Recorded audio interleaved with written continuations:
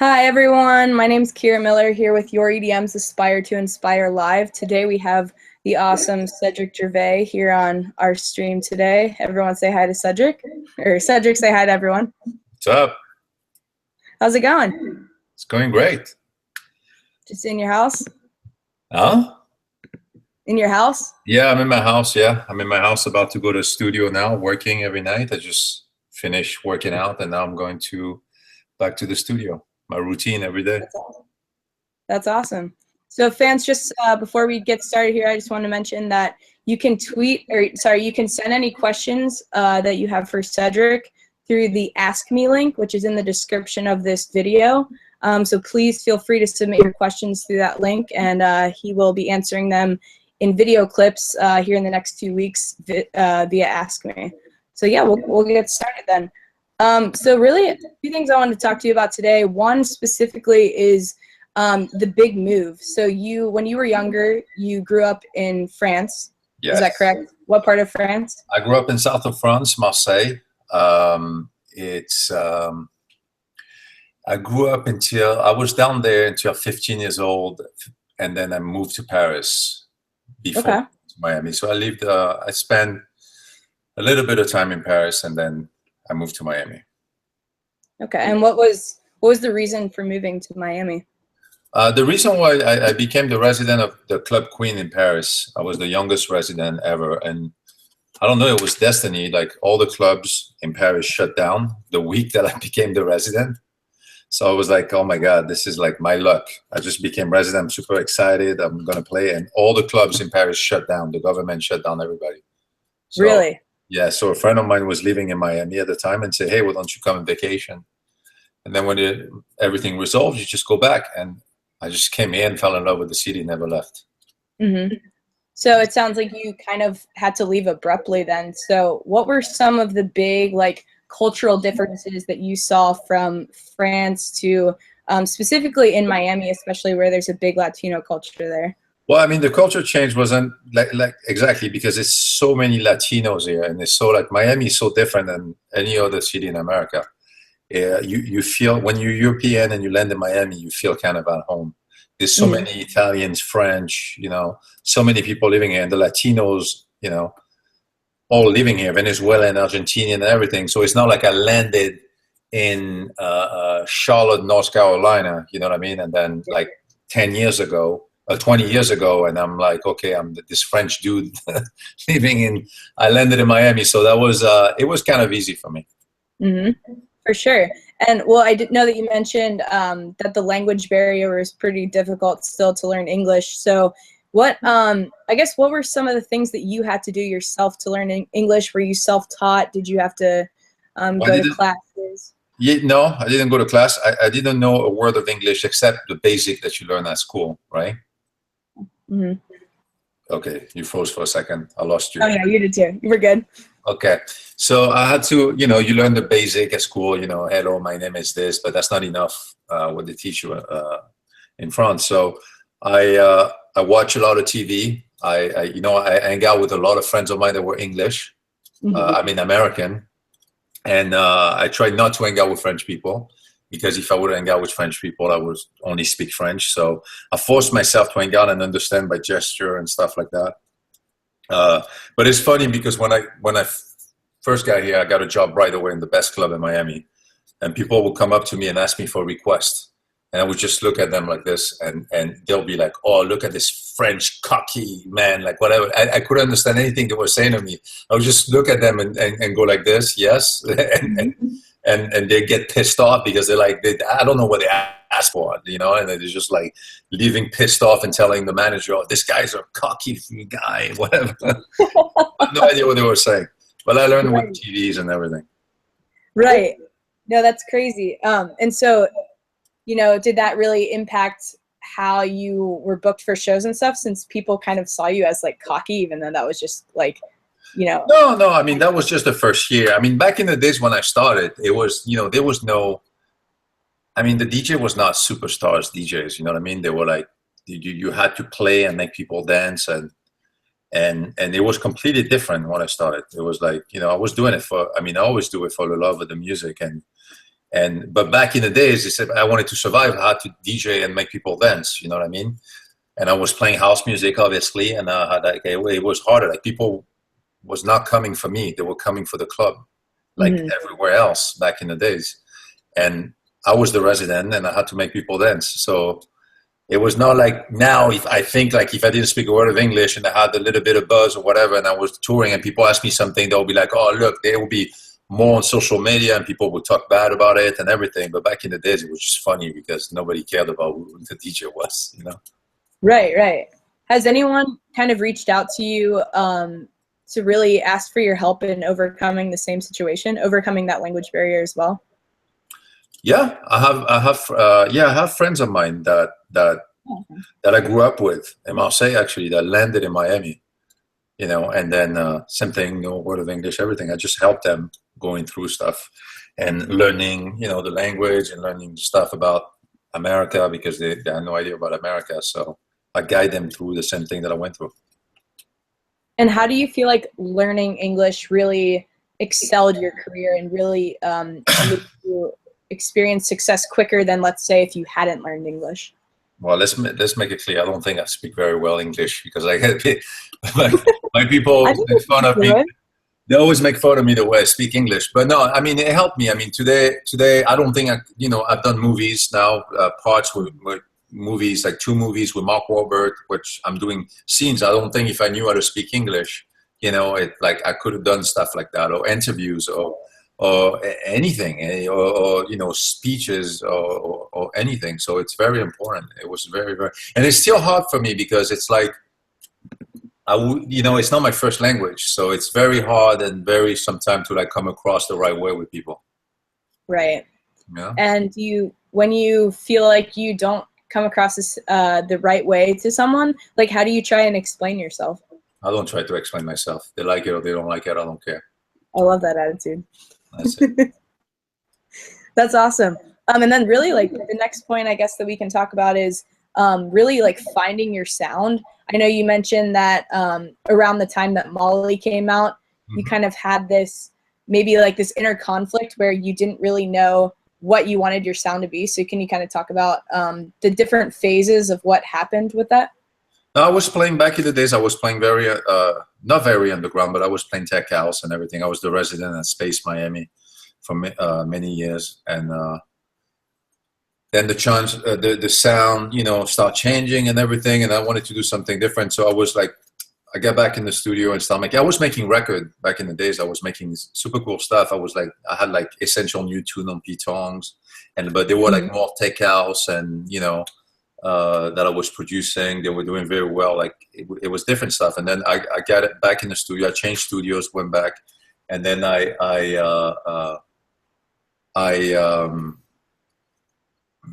one second. It's my father's. No, you're good. Retourne dans la chambre 2 secondes. Après, retourne dans la chambre. I gotta coach him to stay in his room. Make an appearance. Yeah, he came to vacation.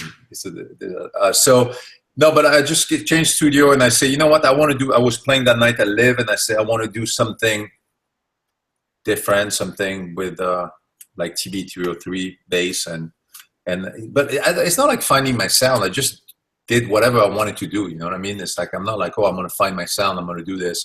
Because if you listen to Molly and then you listen to Summertime Sadness, it's all different. It's everything that I do is like kind of different, you know? Yeah. Well, and I think it kind of sounds like a lot of producers really, sometimes in a sense, like try too hard to find their sounds. And really, it sounds like it comes more naturally when you just. Natural. You don't find the sound. You don't, right. You know, it just comes to you, you know? I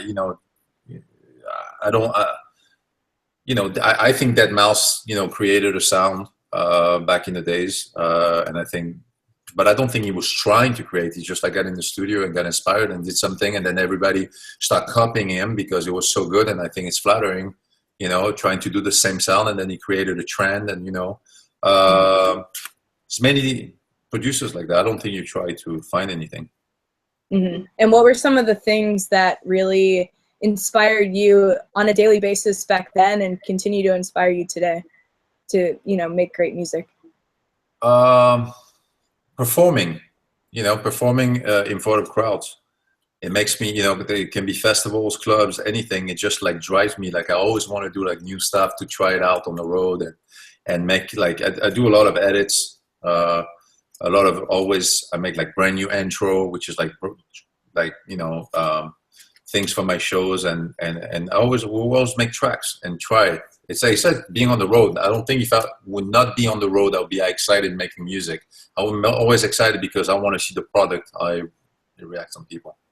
Right, for sure. And it sounds like you really kind of overcame this like big struggle of, I guess I don't want to use the word finding because, like you said, you didn't necessarily find your sound, but like I'm sure that this time was like very frustrating for you, and it sounds like you really just overcame it by persevering and like continuing to work hard in the studio, just like going pedal to the metal. Is that correct? Yeah. Mm-hmm. Yeah, that's awesome. And I think one thing that, has kind of been a common theme in the Aspire to Inspire series for sure is that a lot of people have been saying when they start making music for themselves and not for other people, that's when their best stuff comes out. Can you kind of talk about how that happened for you? I mean, that's absolutely right. When you start doing records that you want to do for yourself and please yourself, that's the one that always do well. When you try to please the label and when you try to please people around you, you always do something and it goes nowhere. Absolutely. That's how it works. So, and I'm sure a lot of other producers, because you get caught in the game of A&Rs and big labels and everything, that always ask you to copy a sound and do something like that and everything, and you try to do it and it just doesn't connect. If it doesn't connect, I feel like if there's no soul in what you do and you're just copying other people, trying to like do something and because you want to be on the radio or something like that, then you end up doing nothing with it. Right. And how are you able? Oh, go ahead. No, I say most of the time that's what happened. Yeah. How were you able to really like find that balance between, because I mean you have a big team behind you and like they, I think some of them probably have a say in like what gets marketed and everything. So like how do you find that balance between like producing what you love but also like making the label happy and giving them something that they want to promote? Well, I mean, it's all about, I don't know. It's very hard. it's actually very hard to make people happy. That's why I started my label, Delecta, and that's why I'm producing a lot of things and we're making noise with every track that we're putting out, because I'm really putting out whatever I want and whatever I love. But how do you find it? No, you got to find, there's a balance to find to please the labels, and you find it sometime, and sometimes you have to like create stories with your record to prove them that this record is good, and then they get on with it. Mm-hmm. Would you say that working with labels has really helped you to learn how to be flexible, both like in your personal life and also in your professional life as well? To work with what? Sorry. Would you say that like working with the labels and even like big management teams has really helped you to become more flexible in your life? Like, yeah, because you don't worry about, when I started, I was 13 years old and I never had any other job. So when I started and then I moved here and I wanted to be successful. So I was, taking care, like building a website and making sure, and like all by myself, like trying to get bookings and I do all these things. And it's like, you don't concentrate on making the music. You just like go crazy in those things. So it's important to have a big team, and it's important to have a label that knows what they're doing. So all you got to worry about is making music. Right. And performing. Definitely. And it's very hard because these days you got to worry about social media, and you got to like, and I come from a different time where it was all about, hey, have you heard this guy playing, at Space Miami? My God, it's incredible. Let's go see his set. Insane. There was no Instagram, Twitter, nothing. It was word to mouth and playing, and so it's very different. Right. No, that's awesome. One, I think it's just awesome that you also mentioned that you personally, like when you were finding your sound, you like it didn't just, I guess you weren't like really trying to find it. It just really came naturally for you. And I think that's so important for people to hear for that. And also that you that you've kind of struggled yourself with the frustration of like having to please the label, but also like really making music for yourself. Because I think some people go in thinking that, you know, they are going to be able to make music for themselves and the label like won't have a say in anything. And that's just unfortunately not how it is. So it's really cool to hear that you have experienced that same challenge and you've been able to overcome it, you know? Yeah. Yeah. But yeah, I mean, we'll go ahead and wrap up then. Do you have any further advice or anything that you'd like to share with viewers? Advice, well, upcoming DJs, wear earplugs. I wish I knew that when I started. Yeah. Start wearing earplugs right away, because I destroyed my ear with all the years of speakers and like every weekend playing, and my hearing is destroyed. And I'm very, you know, I wish I would have done that way before. That's my advice. Producers, you know, these days you got to make music to be known, and you got to keep going. You got to like keep sending stuff to DJs and stuff, and they listen. And trust me, I know like people like Layback Luke, you send him stuff, he listens to it, and he broke so many DJs out of his forums and stuff like that. And sending to like for example, we get like promos from Delecta, we listen to it. And just making music, you know. I come from a different time, because I came up as being a good DJ and being signed and then going on tour without having music. Now you have to have music, make some noise, or you have to put a mask on and create a character and then be a social media entertainer, and then you become big. You know, it's a different time of the thing. But my advice is make music, trying to like, you know, trying to get signed, trying to like push. And I'm sure big DJs are, you know, like, I'm sure Skrillex, you know, finds a lot of artists like that, and then he puts them on, and like a lot of DJs help other DJs. So I think that's my there you have it. You know, just really focus on your music, and you know, good music will sell for sure. Yes, definitely. Well, yeah, I mean, again, fans, if you want to ask any questions, feel free to do so in the link in the YouTube description, and Cedric will then be answering your questions through Ask Me here in I think the next 1 to 2 weeks, which I think you'll be notified about that through everyone's socials. So yeah, just thank you for joining us today, Cedric, and sorry for all the technical difficulties we had. Thanks for having me. Sounds good. We'll get back to the studio and start making some more hits. Thank you. Bye-bye. Sounds good. Have a good one. Take care. Bye.